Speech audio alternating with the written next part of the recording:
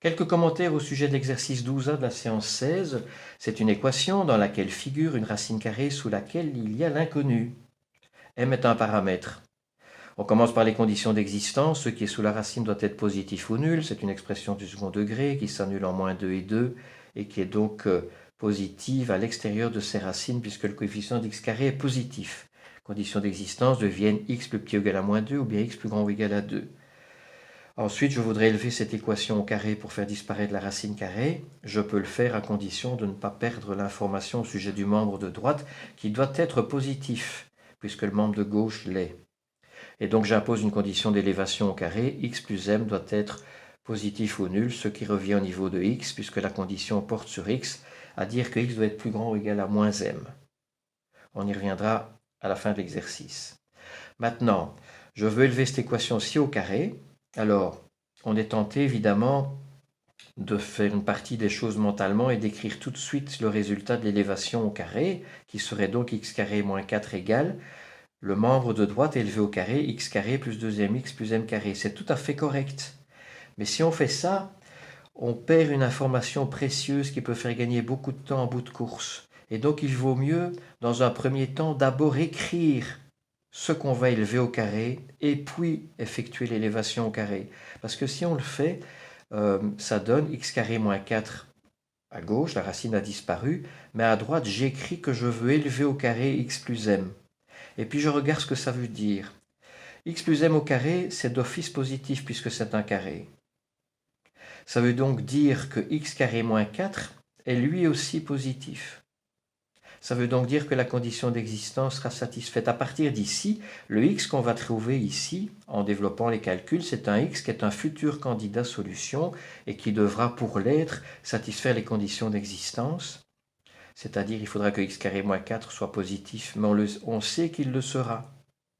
Et donc ça permet, en bout de course, de ne plus s'occuper des conditions d'existence. Bien, on développe au carré, on nettoie, on simplifie, et on obtient une équation du premier degré en x, avec un coefficient de x qui dépend du paramètre, et qui ne permet donc pas de dire s'il est nul ou pas, ça dépend de m.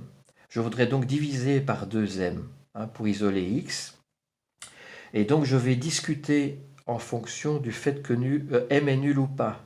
Si m est nul, l'équation à partir de laquelle je discute devient 0x égale moins 4, ce qui est impossible quelle que soit la valeur de x, et donc l'équation du début n'a pas de solution. Si m n'est pas nul, je peux diviser par 2m, et je trouve une expression possible pour x. Cette expression possible pour x est une solution de l'équation du début si elle satisfait les deux conditions d'existence, mais je sais déjà que ce sera le cas, et si elle satisfait aussi la condition d'élévation au carré. Donc il faut que le x que j'ai trouvé ici soit plus grand ou égal à moins m. Et on va vérifier si ça se passe tout le temps, parfois ou jamais.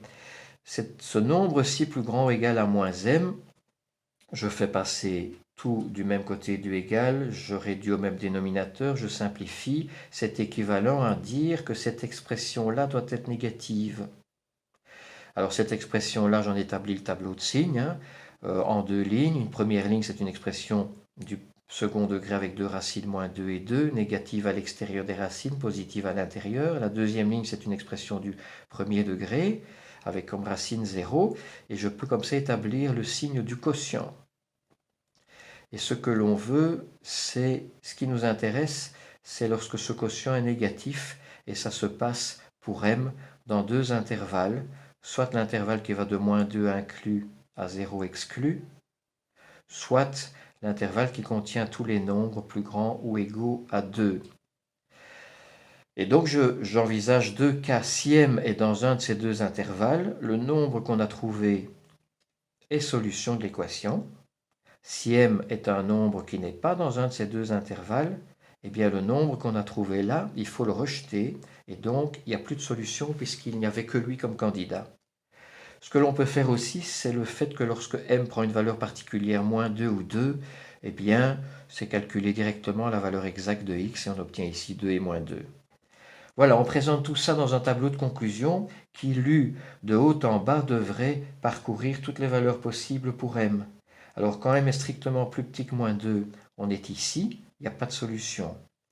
Quand m vaut moins 2, ou bien est un nombre qui va de moins 2 inclus à 0, on est ici. La solution s'écrit moins m carré plus 4 sur 2m, avec le fait que quand m vaut moins 2, ce nombre vaut 2. Et donc l'ensemble des solutions, c'est un ensemble, accolade, qui contient un seul nombre qui est 2. Voilà. Quand m est compris entre 0 inclus et 2 exclus, on est ici, il n'y a pas de solution. Et ensuite, quand m est égal, plus grand ou égal à 2, le nombre qu'on a trouvé là est solution, et peut-être qu'on donne sa valeur exacte lorsque m vaut 2. Voilà.